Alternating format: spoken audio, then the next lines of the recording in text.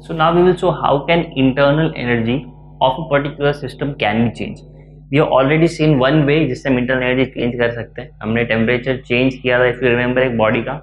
फिर temperature U change होने की वजह से पहले हमने लिया था U1, फिर इंटरनल एनर्जी चेंज करके लिया था U2, फिर इसको हमने लिया था U3, right. So actually there are two ways जिससे हम इंटरनल एनर्जी चेंज कर सकते हैं. सो हम पहले फर्स्ट हीट वाला देखते हैं, जो ऑलरेडी एक बार देखा है हमने, फिर सेकंड वाला भी देखेंगे. So first way is by change in heat. अगर हम हीट एनर्जी या थर्मल एनर्जी उसके सिस्टम का चेंज करते हैं तो हमारा इंटरनल एनर्जी भी चेंज हो जाएगा. For example, let's say if we have gas in a cylinder, और इस सिलेंडर के एक एंड पे मैंने पिस्टन रखा हुआ है, okay, and with in this small gap in this vessel, ये जो जगह बच रहा है, इसके अंदर बहुत सारे गैस के molecules. So what we will do, let's say initially its temperature is 100 degrees Celsius, and after that what we do, we add some heat in this.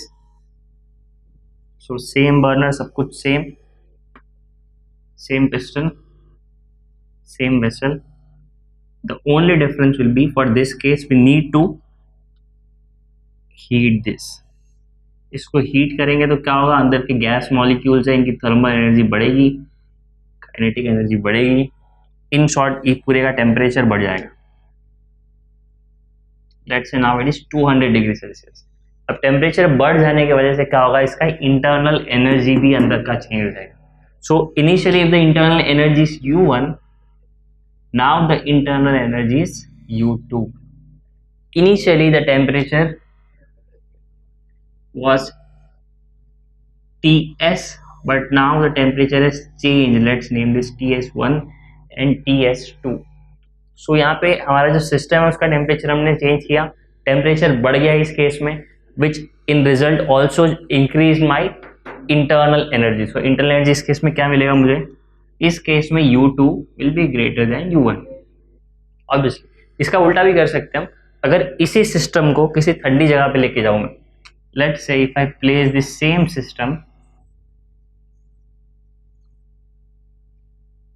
in a close and cold place, so ये कौन सा condition था, ये वो condition था जब मेरा TS जो था it was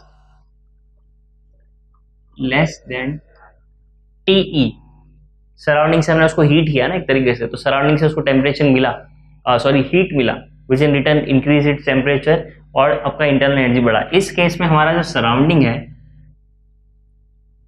उसका टेम्परेचर सिस्टम से कम है. तो इस केस में हमें कुछ करने की जरूरत नहीं, heat itself will start flowing from the system to the surrounding. So इससे भी क्या होगा, मेरा इंटरनल एनर्जी चेंज होगा. Let's say initially if I take that U1 जो पहले यहाँ पे था वही सेम, बट ये उसको सराउंडिंग टेम्परेचर उसका ठंडा करने के बाद या फिर ठंडी जगह पे रखने के बाद उसका नया इंटरनल एनर्जी हो जाएगा U3. So in short, as we vary temperature, internal energy of the system also changes. So the second way to change the internal energy, you can change the internal energy by doing some work on it.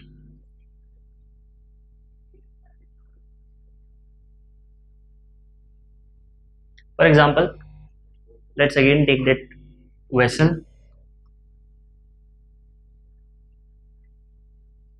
This vessel has a piston,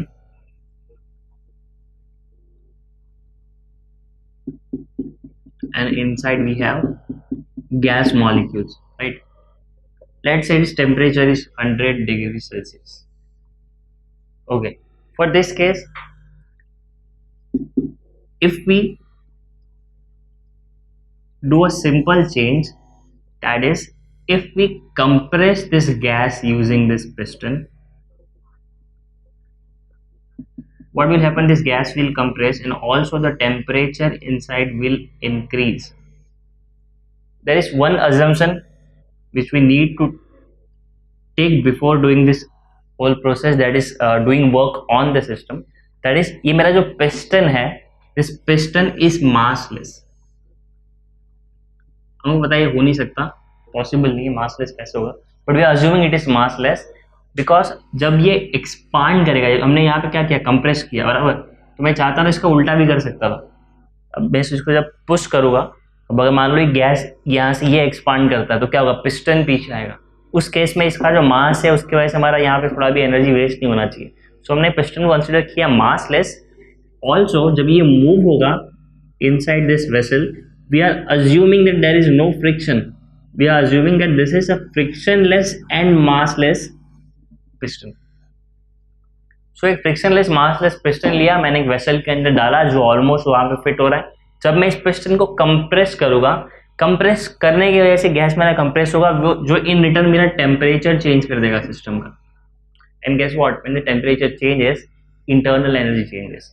सो यहाँ पे हमारा temperature change होगा, in return हमारा internal energy change होगा. So हमने दो तरीके देखे, पहला तो वर्क डन जो अभी देखा, और उसके पहले हमने देखा चेंज इन टेम्परेचर. तो अगर आप सिस्टम का टेम्परेचर चेंज करते हो या फिर सिस्टम पर वर्क करते हो, दोनों ही केस में आपको देखने मिलेगा कि आपका इंटरनल एनर्जी चेंज होगा. इसका भी उल्टा कर सकते हैं, ये सिस्टम भी सराउंडिंग के ऊपर वर्क कर सकता है, यानी ये चाहे तो ये भी इसको बाहर की ओर पुश कर सकता है ऐसे.